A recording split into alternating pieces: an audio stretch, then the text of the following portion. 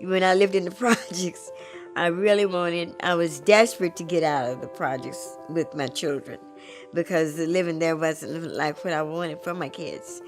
And, but, there was no opportunity for me to get a home. I think the number one thing I think people should know about Habitat is it's not a charity. People really do work to live in the homes they move into. Number one, they have to put in 300 hours of sweat equity. Some of it is on other people's houses, some of it is on their houses. It's not just given to you. You have to take your financial literacy classes. You have to, in the end, you have a mortgage and you pay for it. It's not free. This letter says I'm approved to go through the program. And I remember telling the kids, they came home from school and I was like, we're moving out of this little bitty apartment. We're getting a house. It's gonna be like a year, but we're getting a house and you're both gonna have your own room. And we were all excited. I think we had ice cream that night because I was excited. It was just something that, you can call home.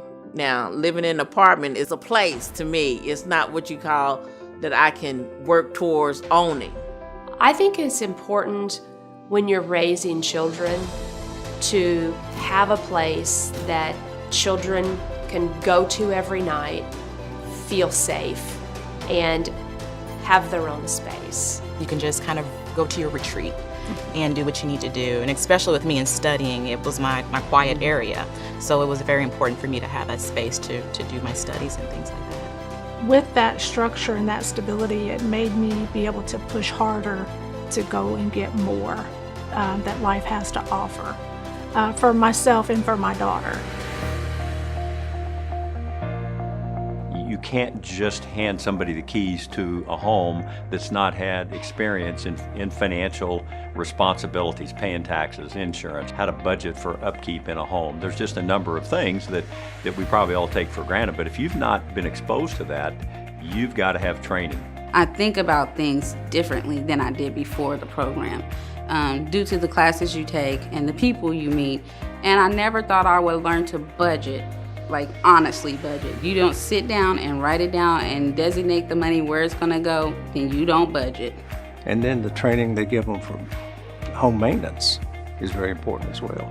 They bring the new homeowners in and they offer training on how to repair a leaky faucet so that they can then have training to maintain their own homes. And some of these things are things that we grew up with. We learned at a very young age. Other people don't. I've seen areas where Habitat is building homes, and you look at the before and after, and it's obvious the difference. Last year, Habitat received $700,000 in mortgage payments. Probably best of all, if you look at 2017, the total economic impact to the city because of Habitat, $3.7 million. And I think about Evansville all the time. If there were not 500 new homes here, what would our community look like? And that's a question to ponder, but it's one I'm glad we don't have to ponder because we know the positive impact that it's had. So home ownership, yes, it's the American dream, but it's so much more. I mean, it really is the core to how communities become strong. You got a situation where people are their lives are being stabilized and they're being empowered, and it just strengthens the whole family, strong community. Every time Habitat cuts a ribbon, good things happen. Neighborhoods are solidified, families are stabilized, the community becomes more vibrant. But what I think it does is give people hope. They have a home. We all take that for granted, I think. And this shows my daughter, she's 30 years old now, and it shows her that if you work hard enough, you can have everything that you want in life. I worked at a fast food restaurant, and I'm a homeowner now. You can do it if I can do it. Habitat is making it possible for a lot of people to be able to be a homeowner that would not be otherwise possible.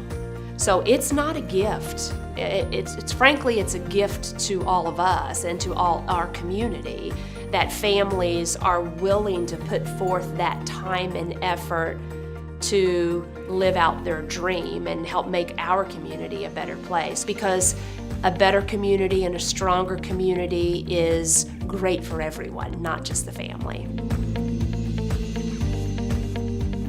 I'm sure every city thinks they have a giving community, but I would tell you, I would stack Evansville's heart up against the heart of any city of any size in the country. I am one of the regular volunteers that are called Core Crew, and we're the ones that come out 3 days a week and do whatever we need to build the houses. All the volunteer efforts are worth about $14,000 per home. So that's $14,000 that Habitat saves on their homes. Some people bring food, some people provide lunch, some people are out on the build every day, and we need all kinds of people. With Habitat, you see the house, you see it built. You drive by a year or two later, you see it again. So, I mean, you really see the fruits of your giving.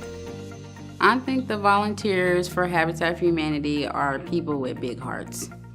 They take time out of their lives, they take money out of their pockets to help someone else. Because it takes a village, and you just have to have a lot of people connected to these projects to really make them work. There's no one individual that's going to make this happen. It just takes a group of people, and it's exciting to see that we have that. And one of the guys told me when I came to and he was working on the door or something, and he said, "You got a good house. You got a good house." I said, "Thank you."